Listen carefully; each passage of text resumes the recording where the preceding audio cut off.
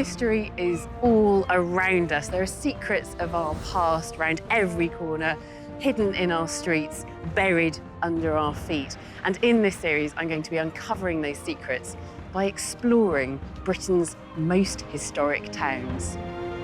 That sent shivers down my spine. That's amazing. I want to find out which towns across the UK can reveal the most about each period in British history. You're in my way! Get out of the way! I'll be deciphering clues in familiar landscapes, bringing lost landmarks back to life, and turning back the clock to reveal how these towns looked at key stages in their history. You shouldn't be in here, should you? From the Plantagenets to the Edwardians, the Civil War to the Second World War, I'll reveal the story of an era through the story of a single town. Today, I'm in a town whose story reveals the secrets of the Georgian era, like no other place in Britain. Gosh, am I in a time warp? Yes, we've gone back about 300 years. You look magnificent. Oh, you devil! A town where a new working class emerged at the dawn of the Industrial Revolution. So they were drinking gin with sulfuric acid in it. It's fiery, it's hot, and it's extremely poisonous. And a town whose merchants became super rich on the proceeds from the world's vilest trade. 438 slaves. They have no notion of whether they're being taken to be killed or eaten or captured. If you really want to understand the Georgians, then Bristol is the place to come.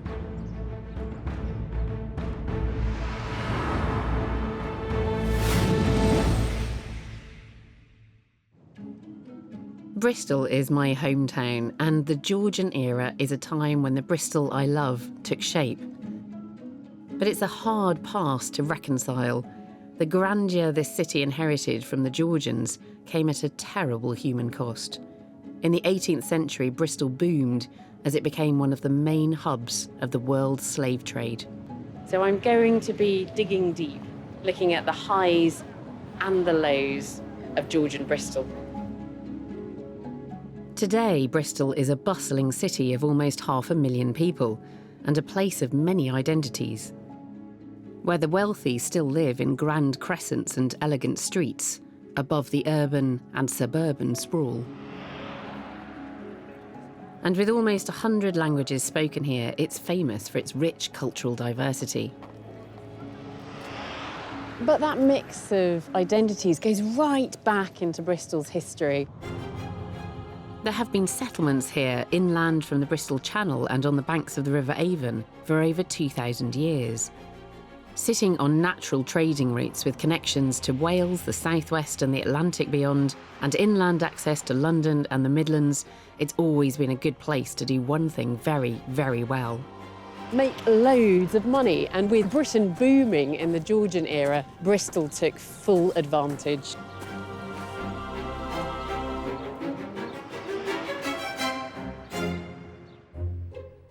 The Georgian era is named after 4 kings called George, who ruled between 1714 and 1837.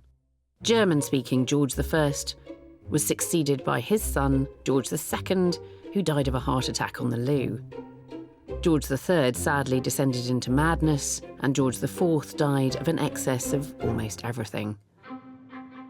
But despite the relatively short and colourful lives of the Georges, Britain was transformed during their reign. To help me understand how Bristol positioned itself in the early 18th to 19th century, I'm meeting historian Professor Steve Poole in the heart of the city, on the quintessentially Georgian Queen's Square. Hi. Oh, nice to meet you. And you, yeah. This is such a, it's a splendid square, isn't it? It's meant to be splendid. Queen's Square, probably the first really impressive piece of Georgian architecture the city sort of came into, so developed between about 1700 and 1730. This was built as really nice real estate for the wealthiest merchants in the city to represent their power, authority and economic success. The great thing about the square as a residential development in the 18th century was that it allowed wealthy people to create an elite space of their own. So you haven't got to look out upon the peasants and the filthy workers and the dirt and the squalor of the industrial city. Keep out the poor. Keep out the poor. It must have been a huge amount of money pouring into Bristol during this Loads century. of money, just loads of, yeah. But don't imagine for a minute that everyone in Bristol was wealthy. You know, this was a city which, from the beginning of the century, a population of around about 20,000 people. By the end of the century, there's about 63,000 people living here. It's growing really, really fast. Yeah. And most of them could never live in a place like this. So don't get kind of bamboozled by elegance, you know, because the poor, who made up the majority and did all the bloody work here, were living in cramped, dreadful conditions. So beautiful Georgian buildings here, slums down there. Not necessarily all slums, but much less grand buildings. Yeah. So where did all this wealth come from? It came from trade, big time with the world. Yeah. This is a really important port in 18th century England. Maritime trade brought in loads and loads of money to this city. But, you know, you have to also remember that warfare plays a rather large part in all this. 50% of the period is spent at war with somebody. This is an aggressive nation, make no mistake about that, carving out an empire for itself, which basically means more trade supremacy, more trade routes. At the end of the 7 Years' War in the 1760s, Britain is emerged as one of the, perhaps the most powerful player on the planet. Yeah. You know, it would be reasonable to call it a superpower. So this is the foundations of empire? These are absolutely the foundations of empire. You won't understand empire unless you understand what happened in the 18th century, and in particularly in cities like this one. With Britain's navy busy expanding the empire, Bristol's merchants realised they were sitting on a prime piece of real estate. Bristol's success was all about location, location, location.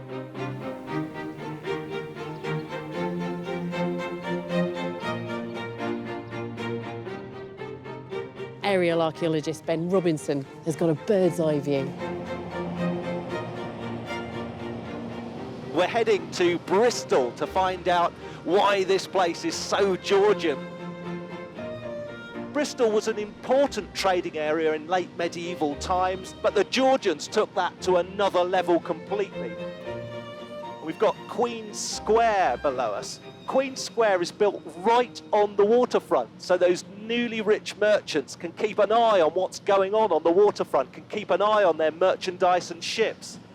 But within a few years of the construction of Queen Square, the population of the town has doubled, and it's actually becoming quite uncomfortable to live in the centre of things. So the rich move out to new suburbs, Hotwells, and then up to Clifton. It's on the heights away from the city. This is literally social climbing. They've moved up from the harbour, onto Clifton, onto the hill, and now they're surveying their empire, they're surveying their world. And the world they created up in Clifton perfectly reflects the aspirations of new empire builders coming to prominence in towns all over Britain.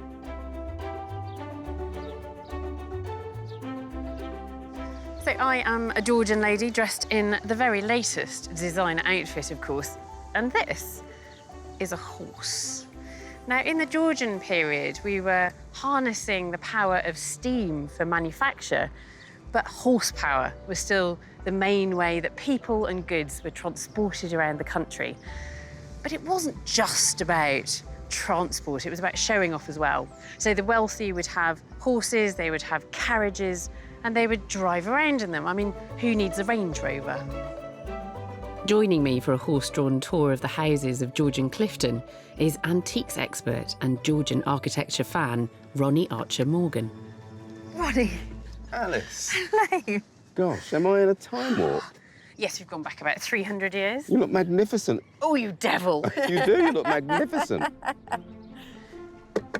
Let's go. This is the way Georgian architecture should be viewed. It is, because this is the way it was originally viewed. Yeah. Georgian architecture was really about displaying the new emerging wealth. You can see the wonderful proportions that were adapted from Greek and Roman temples.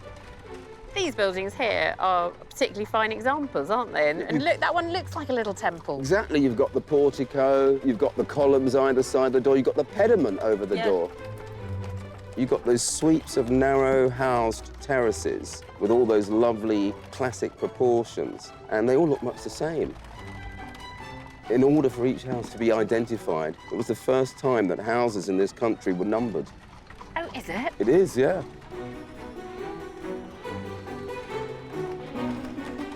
The visual harmony gives a feeling of internal harmony. Yeah. When you walk those streets or drive those streets as we are, in a carriage like this, how can you not feel wonderful?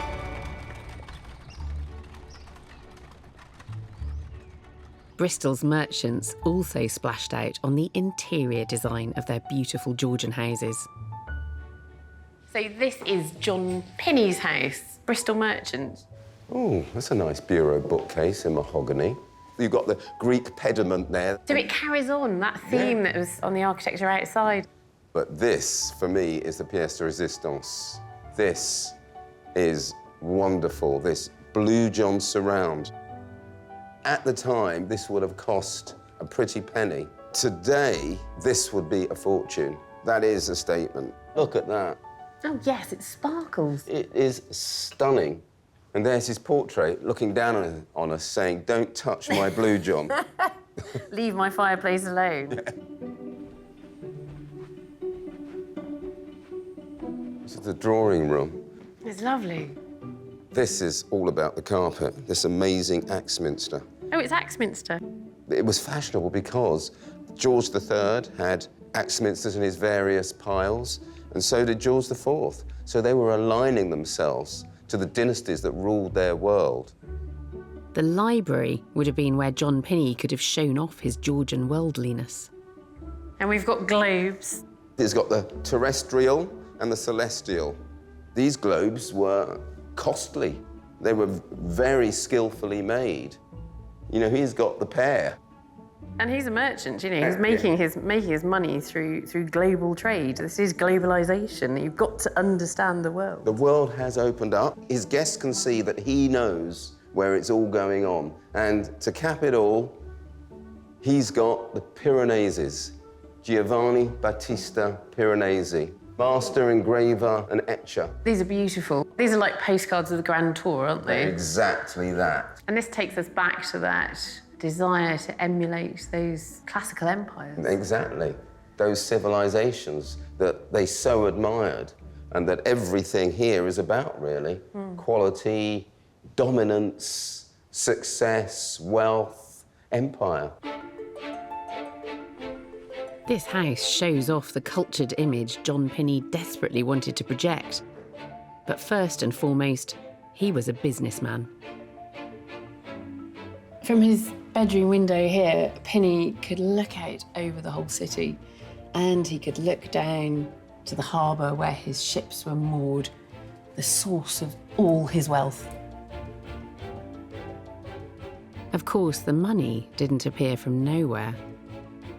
There must have been a source that was funding Bristol and Britain's astonishingly rapid development through the Georgian era. There was, and it's always remained Bristol's deepest source of guilt and its darkest secret. The Georgian era saw an unprecedented expansion of the British Empire, and no city took the opportunity to cash in as enthusiastically as Bristol. But it came at a great human cost. Most of the splendours of the house I admired earlier were bought with the profits of the slave trade. Along with many of the most prominent Bristol merchants, the owner, John Pinney, earned his fortune from slavery. Pinney even commissioned this grand painting of the source of his wealth to hang on his drawing room wall. Pinney was a real entrepreneur. He grasped the opportunity that fell into his lap when he inherited a sugar plantation in the Caribbean on the island of Nevis. He owned over 200 slaves, and between them they produced 30,000 kilograms of sugar a year for him. The British began officially slave trading in 1660, when a company governed by the Duke of York was granted a royal charter to exclusively trade on the west coast of Africa. By the time the Duke of York had become King James II, his Royal African Company's monopoly was shipping an average of 5,000 people into slavery each year. Bristol's merchants desperately wanted to get a piece of the action, and after years of lobbying, in 1698, they got their wish.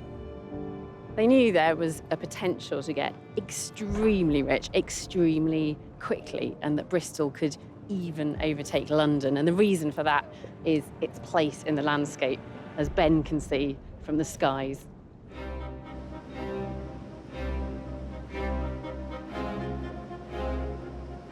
I'm just flying over the Kennet and Avon Canal here, and this is where the River Avon ceases to become easily navigable for boats. So they've dug this great stretch of canal heading straight onto London. And this was the key to Bristol's success. Not only was it a seaport, but also an inland port. So we're following the Avon from Bristol out towards the sea. It's about 8 miles or so. So Bristol's wonderfully sheltered. It's not right on the coast. But this river enables it to get to the estuary and then into the wider oceans. And really the world opens up to you then. So Bristol's ideally situated to pick up on these expanding trade routes, and crucially, the trade routes to Africa. The River Avon and the Bristol Channel gave the city's merchants a natural advantage when it came to Atlantic trade. But the success of the slave trade for Bristol, and in fact any other British port, relied on an entirely different force of nature. And that was the power and direction of the wind. Wind that made this appalling trade in desperate people economically viable. Hello, John. It's a bit of a miserable morning, isn't it? It's lovely, isn't it? Boat builder and sailor John Raymond Barker has followed this transatlantic trade route, and he's felt the full force of what were known as the trade winds. Hot, hot, hot. Yeah, go, go, go. This whole route, this triangular route down to Africa, across to the Caribbean and back to Europe again, that relies on these trade winds. Yeah, you've got a great big circle going on in the Atlantic. Yeah. So coming down the coast, from Britain down through past Spain, North Africa, towards the equator, and the current will then shoot you across to the Caribbean. And you've done this transatlantic crossing? It's literally every single day and every night, just constant wind, around about 4 to 6 knots. The consistency of this wind was a huge advantage for the slave traders, but had tragic consequences for their captives. The second leg of that journey, of that trade route, was picking up human cargo from the west coast of Africa, taking that cargo to the Caribbean, where those people were destined to become slaves. So the reliability of those trade winds were crucial to the slave traders. Yeah, I mean, that's it. If you've got a ship full of humans, they're going to use so much water up and so much food. And you can say, with those trade winds that will blow 8 days out of 9, for that time when you have the human cargo, you can say that you're going to be across in so many days. Yeah, so the trade winds really facilitated that transport of slaves. Yeah, unfortunately. It was easy. That's it.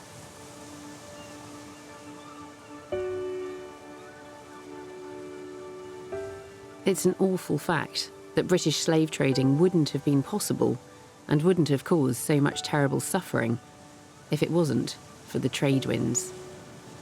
And British slave traders, of course, had the added advantage of having the Royal Navy, the preeminent Navy, supporting them when they were out at sea. It all boomed in the 18th century. So between 1690 and 1807, it's estimated that Britain traded 2.8 million slaves. And Bristol became the leader in what was then known as the triangular trade. On the first leg of this triangular trade route, ships laden with goods would set sail from Bristol, heading for the west coast of Africa. Once there, they would exchange their cargo for the unfortunate people now destined for a life of slavery on plantations in the Caribbean. It was on this notorious Middle Passage where the full horror of this trade played out. At sea for 8 weeks, Ships would be crammed with people, manacled and lying in stacks of up to 5 bodies high on the lower decks. Chained to the person beside them, each slave would be imprisoned in a tiny space, measuring as little as 6 foot by 1 foot. Once the slaves had been delivered to their fate, the ships would reload with raw goods, valuable sugar from the plantations, and return to Bristol.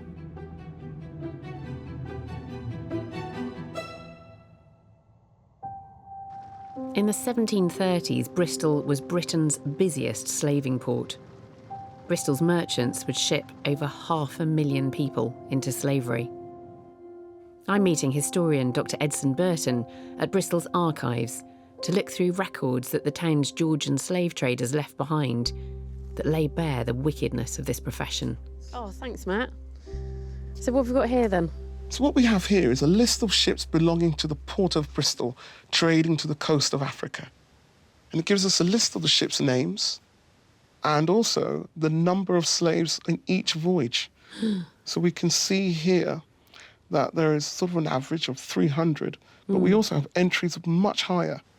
So there's 500 there. Yes. 550, 650. Yes. Yeah. So that's 15,970 people landed in that year. Yeah. It is just like any kind of ledger recording cargo, isn't it? Seeing these stark figures on a ledger hammers home the inhumanity of this trade. No names, just numbers. People reduced to nothing more than goods to be trafficked. But here, these numbers represent a number of people coming across from Africa. So these ships are going out from Bristol, presumably with goods to sell in exchange for the slaves on the African coast. What are they taking? They're taking iron bars, manillas, glass beads. So a high return for Bristol in terms of we're trading an iron bar for a slave. And we know from a survey conducted that slaves sold for about £43 in the Caribbean. What you will find is an injunction to the ship's captain, bring healthy young Negroes, leave behind, the older slaves and so on. Yeah. What we have here is an account of the journey of the Black Prince ship, and it leaves Bristol on Thursday, the 6th of May, 1762. Yeah. But they really begin to accelerate the buying of slaves when they arrive at the port of Anamaboa. We can see here is the mentions of slave boys, women, children. So it's 438 slaves which are on board the ship when it departs for Antigua. And very quickly they're starting to lose them. It says dead 1 woman. Of the flux? Of the flux, yeah, so yes. Diarrhea, yeah. Dead 1 man. 1 man. Dead 1 man. Gosh. And we have 1 girl dead. Mm. And they were normally thrown overboard when they passed. That's horrendous.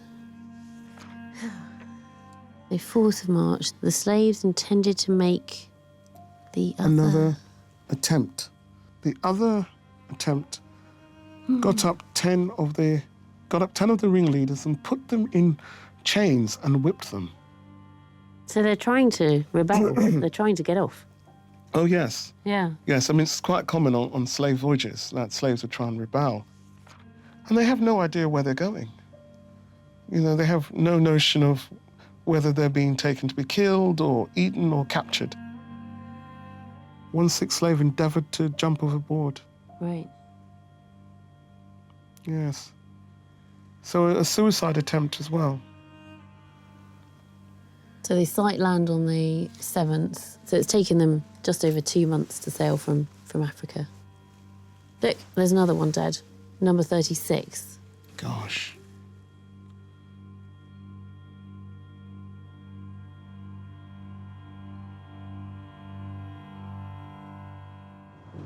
Those contemporary documents are just incredible. You get a real idea of how much the whole city was invested in this trade. It's not just about the ship's captains and the sailors. There's all of the artisans here, ordinary people in Bristol, making things that get loaded onto those vessels to be exchanged in Africa for the slaves. And then the numbers of people. These are people being packed onto those ships, torn away from their families in Africa, loaded onto those ships. 438 people in one ship, setting sail for Antigua. And by the time they get there, 1 in 10 are dead.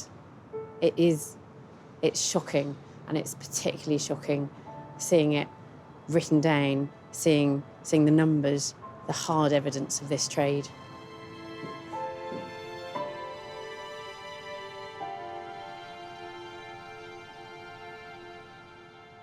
Evidence of Bristol's slave trading is woven into the fabric of the city, and one slave trader's name crops up again and again: Edward Colston. Who was he? Who was Edward Colston? Well, Edward Colston was born into a mercantile family, brought up in Bristol, and then he moved to London. And in 1680, he joined the Royal Africa Company. And between 1680 and 1692, the Royal Africa Company transported 84,000 slaves, and 65,000 of those were landed in the Caribbean and the Americas, which means a mortality rate of over 20. Colston dies in 1721, and I think, in his time, in his context, this is a legal trade. It is also theologically sanctioned. The Catholic, how do you mean? Well, the Church of England see no discrepancy between owning slaves and being a good Christian. So Colston would have seen himself as a good Christian. Colston did Christian deeds. He was Bristol's greatest benefactor, charitably donating what today would be millions of pounds to the city. 300 years later, he's still memorialised as one of Bristol's most virtuous sons. It creates such a tension, doesn't it? That you've got this man who was, during his lifetime, a philanthropist, pouring a lot of money into what were seen as good causes in Bristol.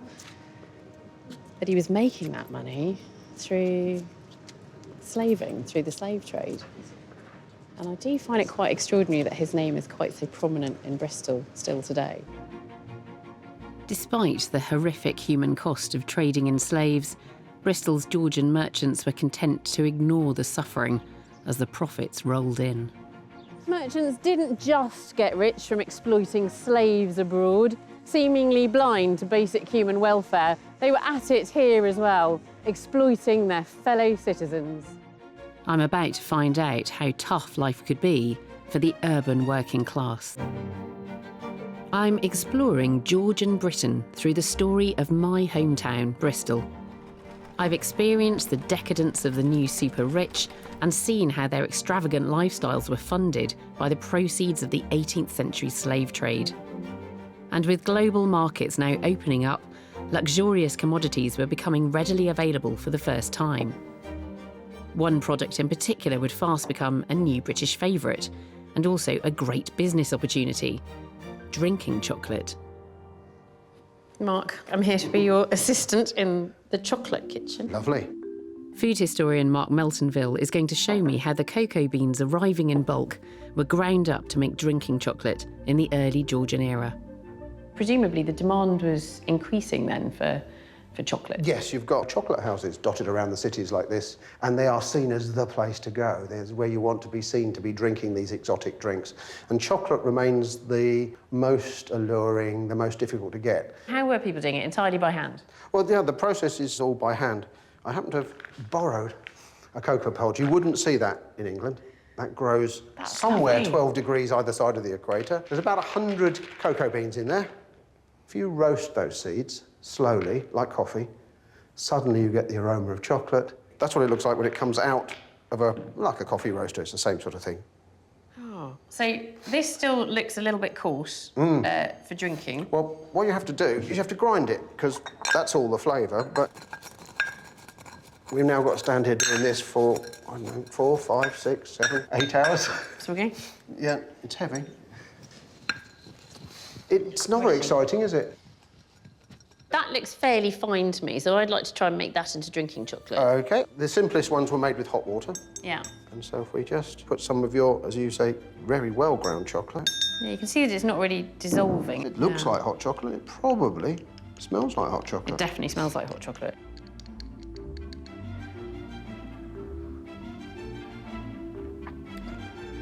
Yeah, it's really gritty. Yeah. Oh, well. I think it's all sinking to the bottom, to be fair. Luckily, an enterprising Bristolian named Walter Churchman was thinking big and came up with a solution to the problem of gritty drinking chocolate. It proved to be an invention around 30 years ahead of its time.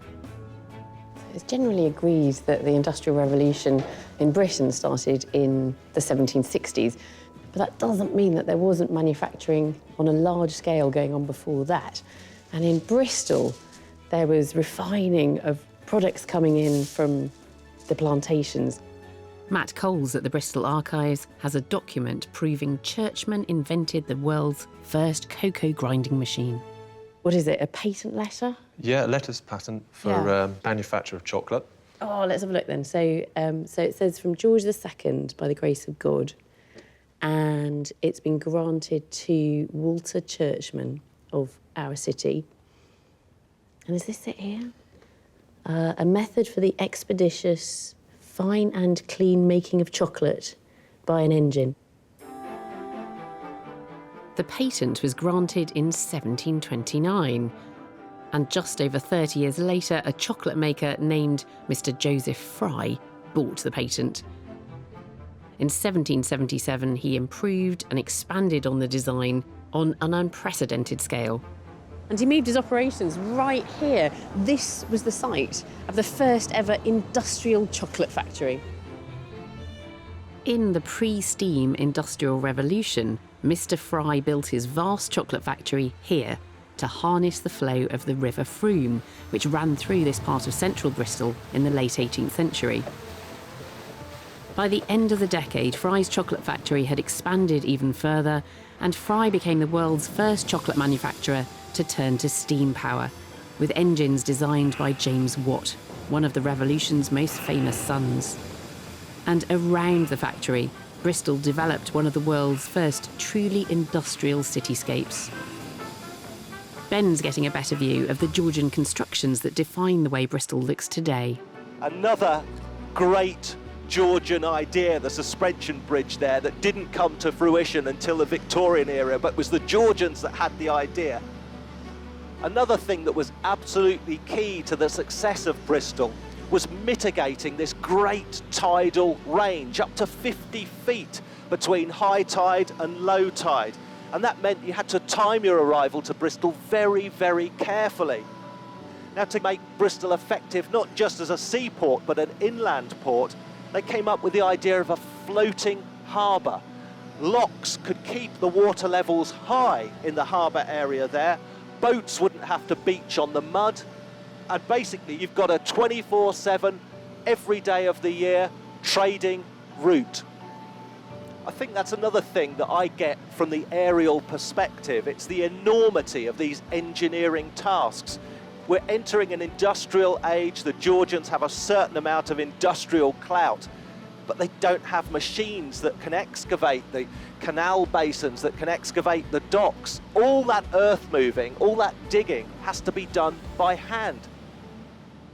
The people who did the hard manual labour on the floating harbour, like those who would later go on to build the suspension bridge, emerged as a new British working class at the end of the Georgian era. But Bristol's urban poor had been a distinct class since the start of the 18th century. Labouring in the harbourside factories, they worked long hours and were paid very little. But the poor, even with their meagre wages, could afford to do something to help them forget, something that some of us still do at the end of a long day. They drank copious amounts of gin.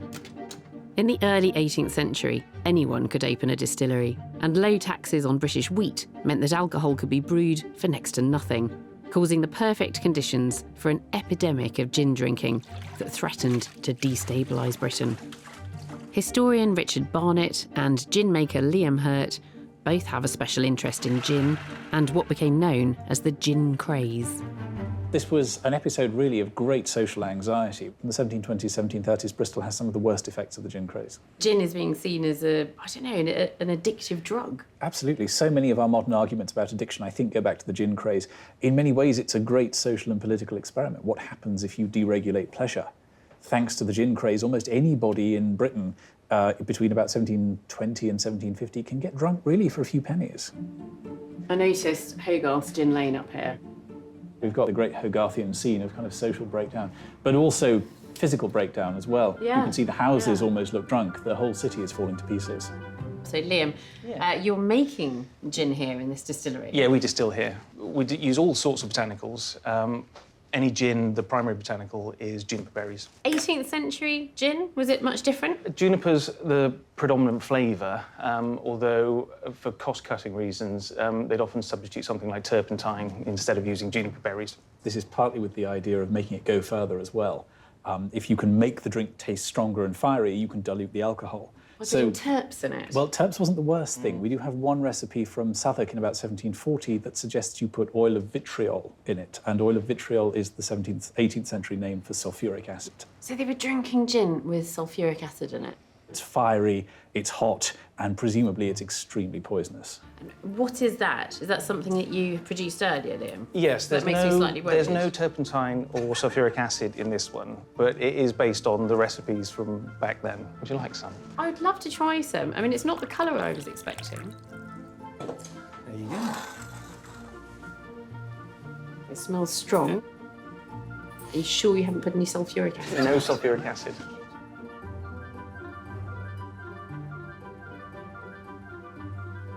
Oh my God, that's strong. It's not that pleasant. It's really not, and I think this is something really important at the heart of the gin craze.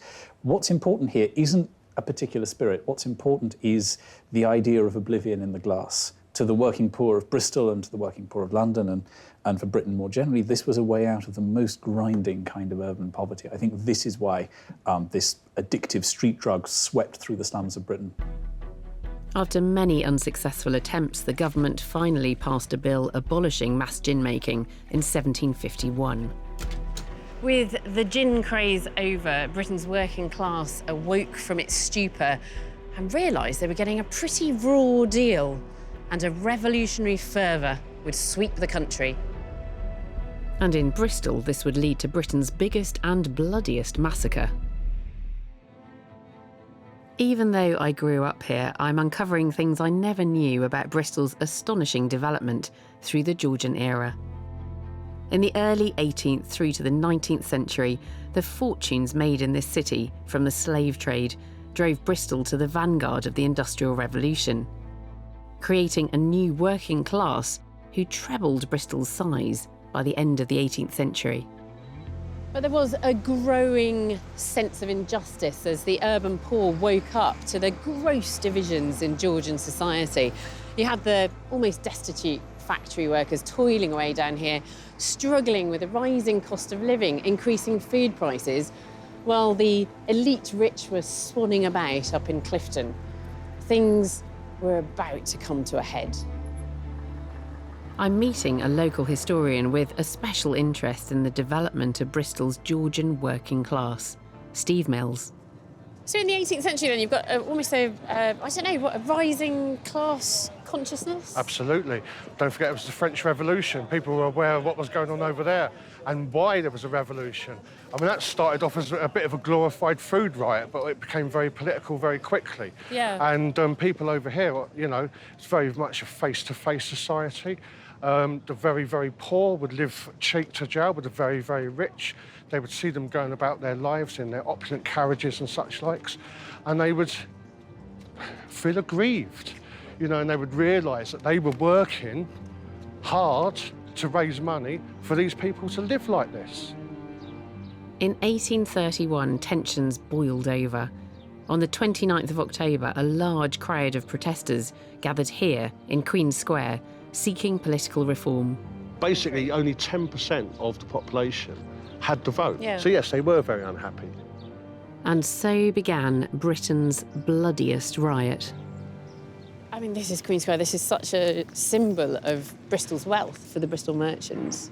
And this is where the riot happened. This is where the main part of the riot happens, yes. And in my opinion, there was 3 stages to the riot. It was very vociferous, noisy, but not particularly violent. A few windows broken. Yeah. And then when the snatch squads come out, people started burning stuff, basically. There were painters at the time, and they painted all these fires all over the city. The crowd were picking out places. It wasn't some random outpouring of earth. This was like, you know, distinct, targeted rioting.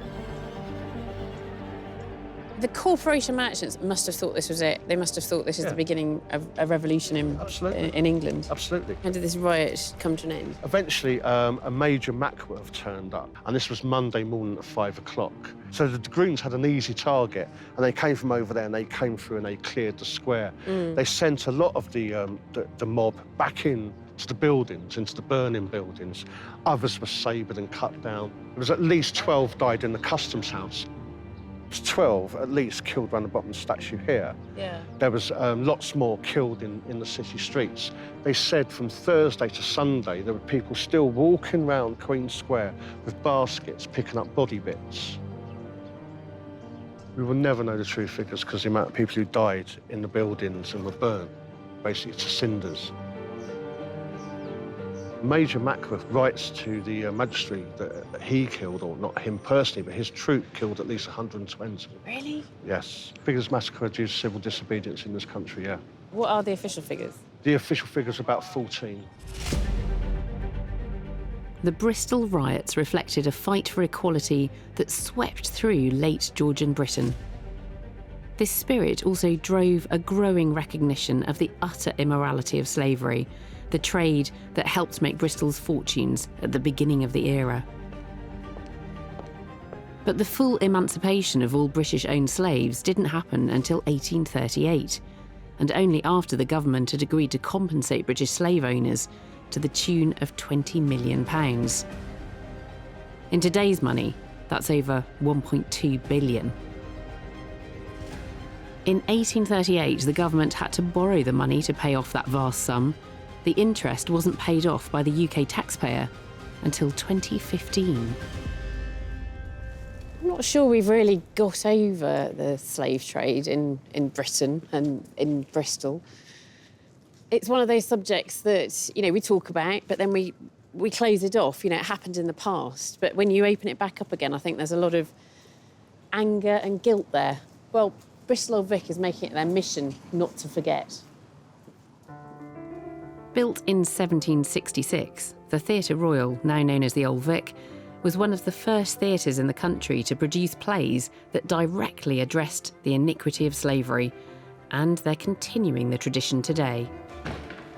Ask people about the British slave trade today. They say, yeah, it was wrong, boo-hoo, move along. But remember, it was a different time. They didn't know it was a crime. I'm meeting writer and actor Giles Turrara and artistic director Tom Morris. Their new play is about an infamous insurance claim made by the owners of a Georgian slave ship called Zong in 1781 after the crew threw the whole cargo of captives overboard. They are seemingly low on water and therefore they take a decision to commit this act. It's a mass murder, basically. Yeah. And it's unclear exactly, historically, how the decision was made, but the thing that is spoken about in the court hearing is essentially pursuing an insurance claim for loss of goods for 132 murdered, enslaved Africans. So when they're talking about goods, they mean people? That's the point. And why now? Why is it important to write this play and put this play on now? Britain still has to deal with its slave trading past and the legacy of that.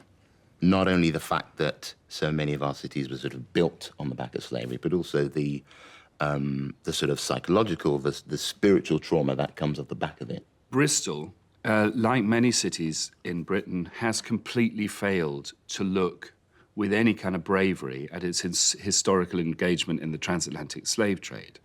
There's a kind of suppression of that part of our history, which means that we can't learn anything from it. The story looks at what happens when individuals do not address social injustice, when you don't act in the face of something you know is wrong. That will always speak to whatever period I think you're in. There are always social injustices going on. So I think that's the relevance for me to tell the story now. This retelling of the story aboard the slave ship Zong is just another way that modern, multicultural Bristol is trying to embrace the challenges that come with such a problematic past. 'It's a mass murder, basically. And it's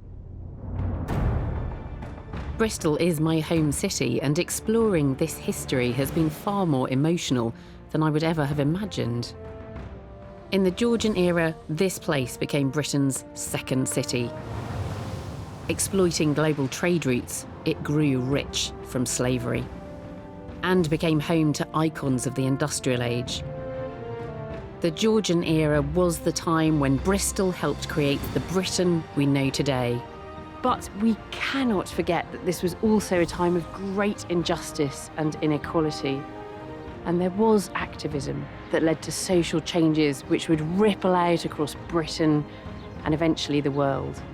I know I'm biased, but for me, Bristol is Britain's most Georgian town.